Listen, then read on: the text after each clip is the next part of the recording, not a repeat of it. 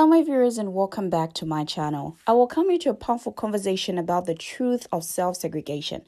Now for too long, Pamkala people have pointed fingers at black communities, accusing black communities of voluntarily separating themselves. But today in this video, a Pamkala man sets the record straight. Now he reveals the historical facts that black people were rejected, denied and harmed by Pamkala institutions, leading to unnecessary self-preservation.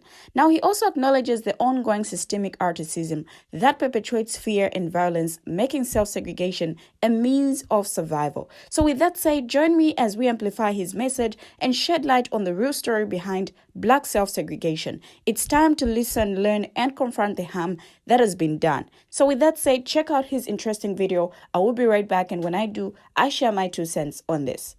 Hello friends. It's interesting to me that a lot of times you will hear white folks talk about the fact that black folks insist on self-segregation. A lot of times they'll point to the black church or the way that perhaps young black people congregate with themselves almost exclusively.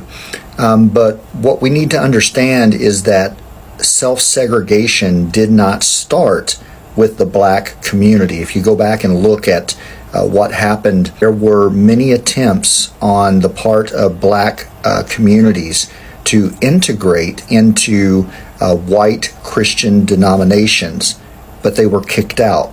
They were denied leadership opportunities. They were denied membership opportunities. So it wasn't the black church that initiated segregation. It was the white church. And imagine if for generations you were conditioned to believe that one group of people did not want you around.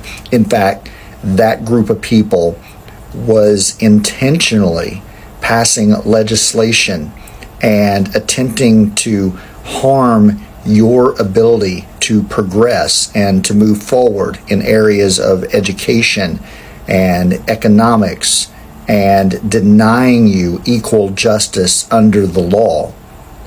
If you were conditioned and you experienced that generation after generation after generation, it is likely that you wouldn't want anything to do with that group.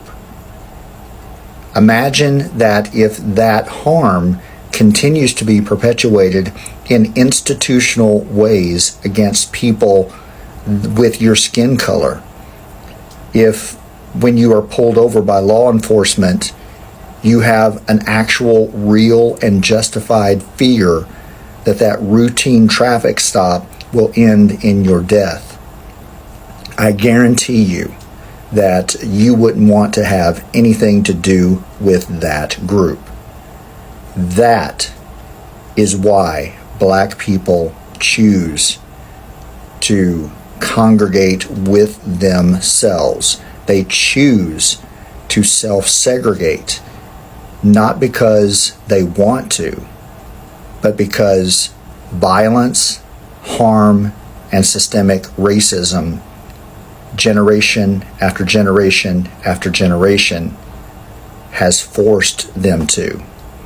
It is a means of survival. Now, this video sheds light on a crucial aspect of the racial discourse in America. The speaker astutely observes that Pamkala people often accuse black people of self-segregation without acknowledging the historical and systemic factors that have led to this phenomenon.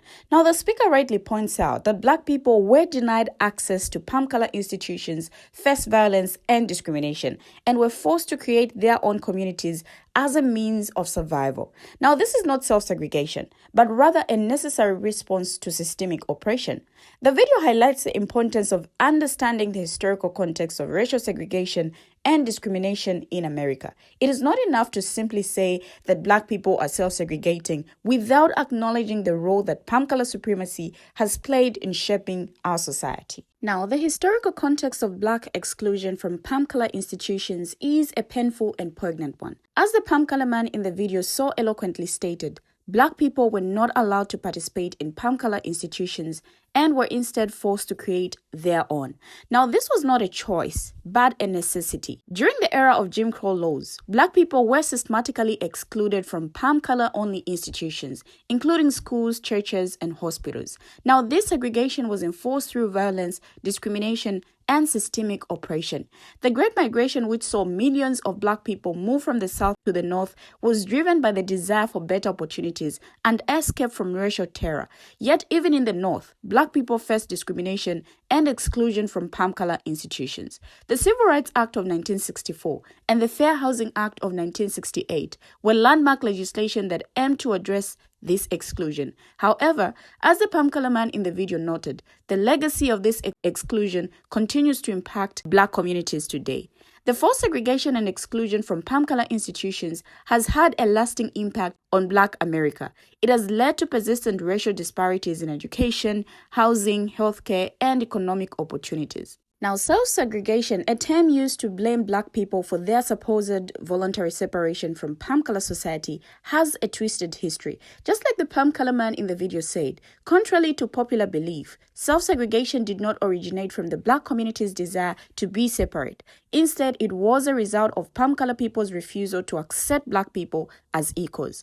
Now, when Black people attempted to integrate into palm color Christian denominations, they were met with resistance, rejection, and violence. They were kicked out, denied leadership opportunities, and refused membership. Now, this forced Black people to create their own institutions, their own churches, and their own communities. The Black church in particular was born out of necessity, not a desire for segregation. Black people were unable to worship alongside their palm color counterparts, facing discrimination and exclusion. Now, they were forced to create their own spaces where they could practice their faith without persecution. It's important to acknowledge this historical context, to recognize that segregation was not a choice made by Black people, but a consequence of palm color supremacy. The Black community did not initiate segregation, it was imposed upon them. So, when palm color people point fingers at Black people, accusing Black people of self-segregation, they reveal their own ignorance of history. Before making such claims, I feel they should first understand the historical context that has led to the current state of racial separation. They should learn about the centuries of enforced segregation, the violent suppression of Black people's attempts to integrate, and the systemic exclusion from palm color institutions. They should also acknowledge the ongoing impacts of palm color supremacy and how it has shaped our society. Only then can they comprehend that Black people's desire for separate spaces and communities is not a choice, but a necessary response to a society that has consistently marginalized and excluded Black people. Until they understand this history, their accusations of self-segregation ring hollow. They perpetuate a harmful narrative that ignores the role of palm color supremacy in shaping our society. We have finally come to the end of the video, but what do my viewers have to say? Share your thoughts, contributions as well in the comment section. Thank you for always watching and see you in my next video.